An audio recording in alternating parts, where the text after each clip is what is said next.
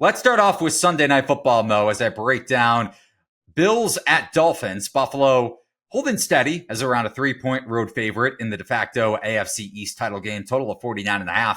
I bet the under 50 for this game on Wednesday, which you can find in our Discord channel. I know, Mo, you and Steven maybe got a little bit better of a number. I think Steven got 50.5 towards the under. So Buffalo ranks number 3 in EPA per play since the bye, or overall this season. But since the bye week, when you look at this passing offense and Josh Allen in particular, who's dealing with a neck injury, so that can hinder his efficiency or his overall performance. Buffalo's passing offense since the bye week in week 13, 23rd in passing success rate and 15th in dropback EPA per play. So there's kind of this idea out there, presumption that the Bills offense has greatly improved under Joe Brady, and the rushing attack has, when you look at how they've relied on their ground game juxtaposed to what they did previous to Joe Brady as their offensive coordinator. I think it's dipped nearly 7 percentage points in terms of the first half pass rate versus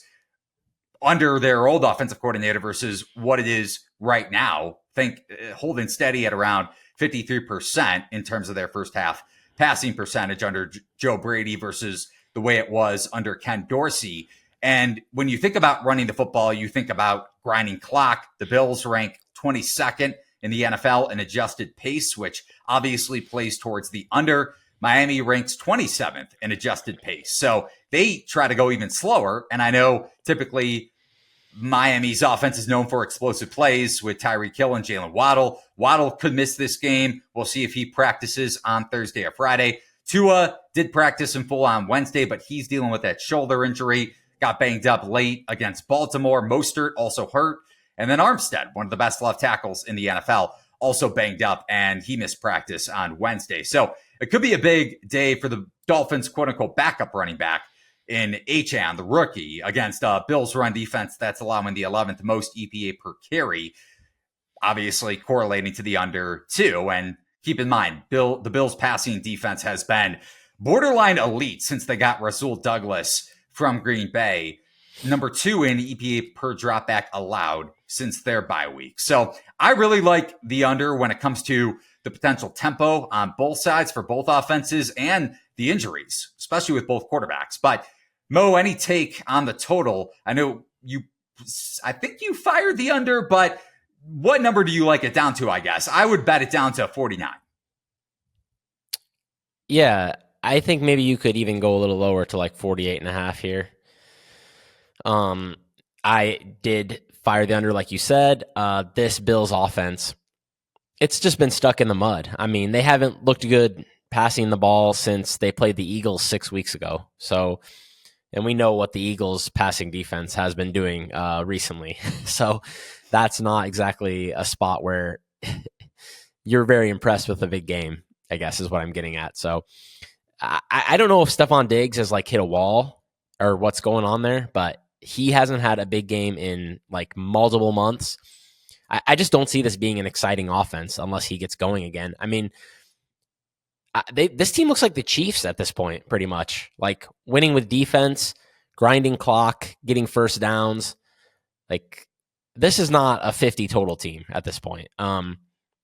And the Dolphins, they are about average stopping the run, and they do have the number 1 pressure rate. So they're going to provide some resistance here.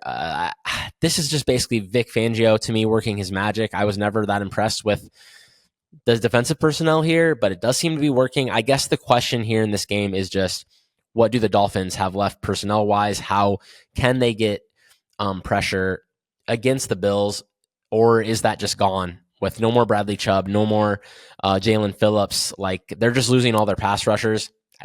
So I'm a little bit concerned about the injuries. Xavier Howard, I don't think matters too much. I mean, he's pretty much washed at this point, I think.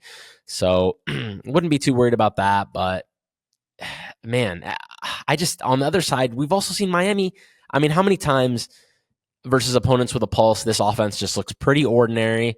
Again, last week. And now, like you said, maybe without Jalen Waddle, you said, but I would be surprised if he played. I mean, seemed like he's going to be missing some time. So, Yeah, Buffalo, I think Steven pointed out, number one in rushing rate past 3 weeks, and it's by a mile.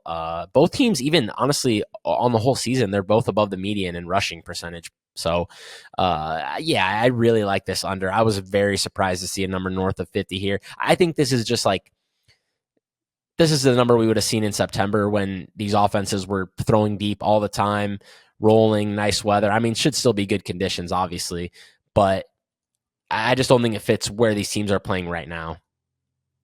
Yeah, we saw them combine for nearly 70 points. And you mentioned your Chiefs. All I'm going to say is, I'm sorry for what you have to deal with Patrick Mahomes. Finally, the Chiefs are undergoing some issues offensively, and maybe Travis Kelce retires. We'll see, and goes off into the sunset with Taylor Swift.